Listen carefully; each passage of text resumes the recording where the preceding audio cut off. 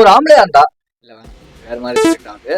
நம்ம ஒரு பையன் நம்ம ஒரு மென் அப்படியா இருந்தா நமக்கு 7 செகண்ட்ஸ்க்கு ஒரு நாளைக்கு 7 செகண்ட்ஸ்க்குள்ள ஒரு செக்ஷுவல் தாட் வந்து வருதான்.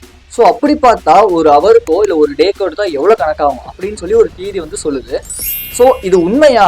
அது மட்டும் இல்லாமல் நம்ம இந்த செக்ஷுவல் தாட்லேருந்து எப்படி நம்ம ஓவர் கம் பண்ணலாம் அப்படிங்கிறத பற்றி டீட்டெயிலாக இந்த வீடியோவில் நான் எக்ஸ்பிளைன் பண்ணியிருக்கேன். நிறைய கண்டுபிடிச்சி அங்கேருந்து ரிசர்ச் பண்ணிலாம் எடுத்துகிட்டு வந்திருக்கேன். ஸோ இந்த வீடியோ ரொம்ப யூஸ்ஃபுல்லாக இருக்கும், லாஸ்ட் வரைக்கும் பாருங்கள். ஸோ நான் முன்னாடி சொன்னேன் இல்லையா, இந்த 7 செகண்ட்ஸ் ஒன்ஸ் நமக்கு ஒரு செக்ஷுவல் தாட் வருது அப்படின்னு சொல்லி. இதை உண்மையான கண்டுபிடிக்க ஃபிஷர் ஸ்டடி அப்படின்னு சொல்லி ஒரு எக்ஸ்பெரிமெண்ட் ஒன்று பண்ணியிருக்காங்க. ஸோ இதை யார் கண்டக்ட் பண்ணியிருக்காங்கன்னா டெரி ஃபிஷர், அப்புறமேட்டு அவங்களோட ரிசர்ச் டீம். இது என்ன பண்ணியிருக்காங்கன்னா, காலேஜில் 283 ஸ்டூடெண்ட்ஸ், மென் அண்ட் உமன் 2 பேரும் சேர்த்து 283 பேர்கிட்ட கொடுத்து ஒரு கிளிக்கர்ஸ் ஒன்று கொடுத்துருக்காங்க. கிளிக்கர்ஸ்னா ஜஸ்ட் நமக்கு அவங்க சொல்கிறத டக் டக் டக்குன்னு இப்படி கிளிக் பண்ணோம் அப்படின்னா அந்த நம்பர் சேஞ்ச் ஆகிட்டே இருக்கும். ஸோ அதை கொடுத்துட்டு என்ன சொல்லியிருக்காங்கன்னா, அதுக்கு வந்து ஃபுட், ஸ்லீப், அப்புறம் செக்ஸ். ஸோ இந்த 3 தாட் வருது அப்படின்னா நீங்கள் அதை கிளிக் பண்ணிக்கிட்டே இருக்கணும் அப்படின்னு சொல்லியிருக்காங்க. நீங்கள் ரிசல்ட் என்னவா இருக்கும்னு நினைக்கிறீங்க? சொல்கிறேன். ஸோ ரிசல்ட்டை பார்த்தவங்களுக்கு ரொம்ப பெரிய ஷாக். என்னன்னா, ஒரு மென் 19 தடவை ஒரு நாளைக்கு செக்ஷுவல் தாட் வந்து வந்திருக்குன்னு சொல்லி அந்த கிளிக்கர்ஸில் வந்து கிளிக் பண்ணியிருக்காங்க. அதே மாதிரி ஒரு உமனுக்கு ஒரு நாளைக்கு 10 டைம்ஸ் கிட்டையாச்சும் அந்த செக்ஷுவல் தாட் வந்திருக்குன்னு சொல்லியிருக்காங்க. இது எப்படின்னா, ஃபுட், ஸ்லீப்பை தவிர இந்த 19 தடவை வந்து இந்த செக்ஷுவல் தாட் மட்டுமே வந்து ஒரு மென்னுக்கு வந்து வந்திருக்காங்க. ஸோ இதை வந்து ஃபிஷர் ஸ்டடியில் வந்து கண்டுபிடிக்கிறாங்க. ஸோ அப்போ அந்த 7 செகண்ட்ஸ்க்கு நமக்கு செக்ஷுவல் தாட் வந்து வருது அப்படிங்கிறது ஒரு மித்து தான். ஸோ ஆல்ஃப்மேன்ங்கிறவர் அவர் வந்து ஒரு ரிசர்ச் ஒன்று பண்ணியிருக்காரு. என்ன ரிசர்ச் பண்ணியிருக்காருன்னா, ஜெர்மனில் ஒரு காலேஜில், சரியா?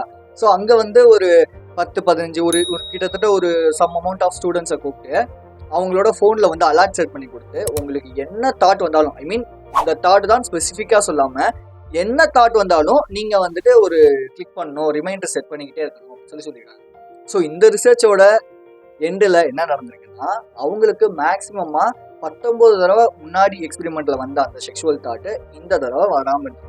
ஸோ இந்த 2 எக்ஸ்பெரிமெண்ட்லையும் ஒரு எக்ஸ்பெரிமெண்ட் ஒன்று பேசிக்காக வந்து சொல்கிறாங்க. என்னன்னா, ஒயிட் பேர் எக்ஸ்பெரிமெண்ட் அப்படின்னு சொல்லி. ஒயிட் பேர் எக்ஸ்பெரிமெண்ட் அப்படின்னா என்னன்னா, நான் டீட்டெயில்டாக சொல்கிறேன். ஒரு குழந்தைகிட்ட போயிட்டு கையை வந்து விண்டோக்கு வெளியே நீட்டிட்டு, உனக்கு வந்து ஒயிட் பேர் ஞாபகம் வந்துச்சு அப்படின்னா நீ கையை கீழே இறக்கக்கூடாது. ஒயிட் பேர் உனக்கு ஞாபகம் வரவே இல்லைன்னா நீ கையை கீழே இறக்கிக்கலாம் அப்படின்னு சொல்லியிருக்காங்க. அட் த எண்ட் இந்த ரிசல்ட்ல என்ன நடந்திருக்குன்னா, அந்த குழந்தை கையை கீழே இறக்கவே இல்லையா.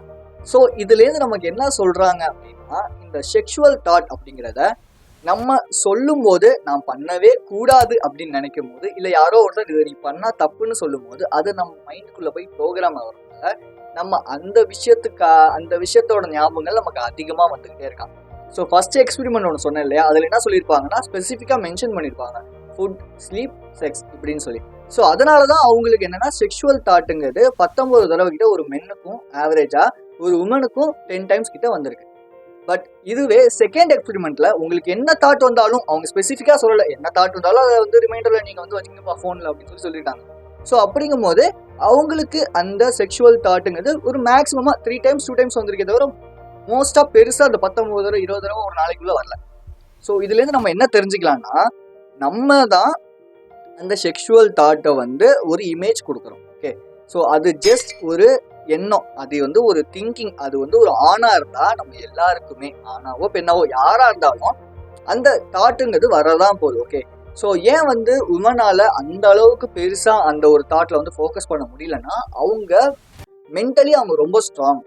பட் மென்னான நம்ம மென்டலி ஸ்ட்ராங் கிடையாது, ஃபிசிக்கலி ஸ்ட்ராங்காக இருக்கலாமே தவிர மென்டலி நம்மளை ஸ்ட்ராங் ஆக்கிக்கணும். ஸோ அதனால தான் ஒரு உமனால் ஈஸியாக எல்லா விஷயத்தையும் மென்டலி வர ப்ராப்ளம்ஸும் ஈஸியாக டேக்கிள் பண்ணிட முடியும். பட் ஆனால் மென்னால் அந்த அளவுக்கு ஈஸியாக டேக்கிள் பண்ண முடியாது.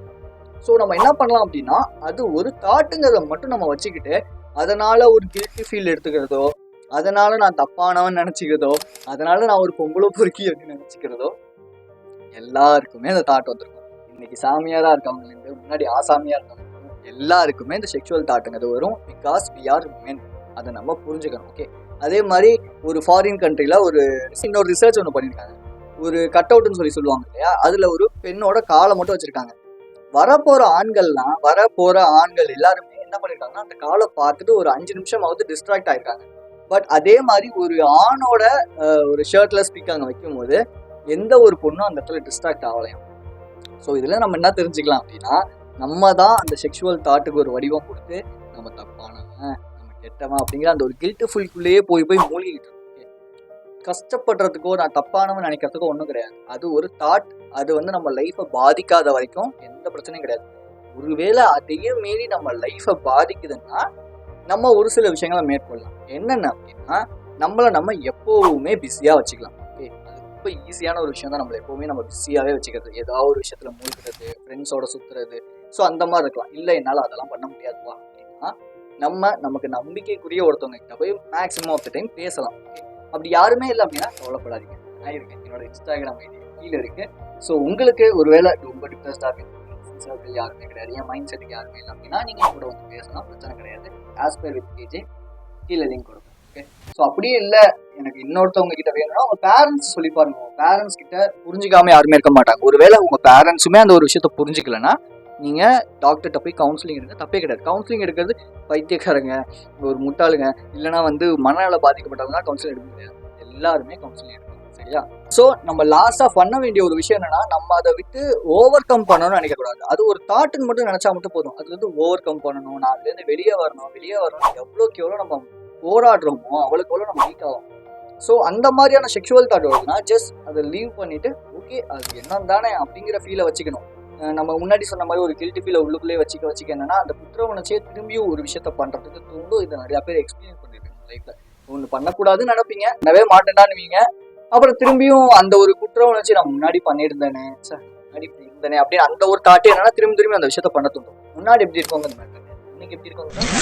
எனக்கு செக்ஷுவல் தாட் வரும்போது நான் ரிசர்ச் பண்ணி எனக்கு தெரிஞ்ச விஷயங்களை நான் கண்டுபிடிக்கிறப்ப ஸோ நான் தான் என்னோட தாட்டை நான் பிடிச்சி அப்படியே ஸ்டாண்டு மாதிரி போகக்கூடாது அப்படின்னு பிடிச்சே வச்சிருந்தேன்.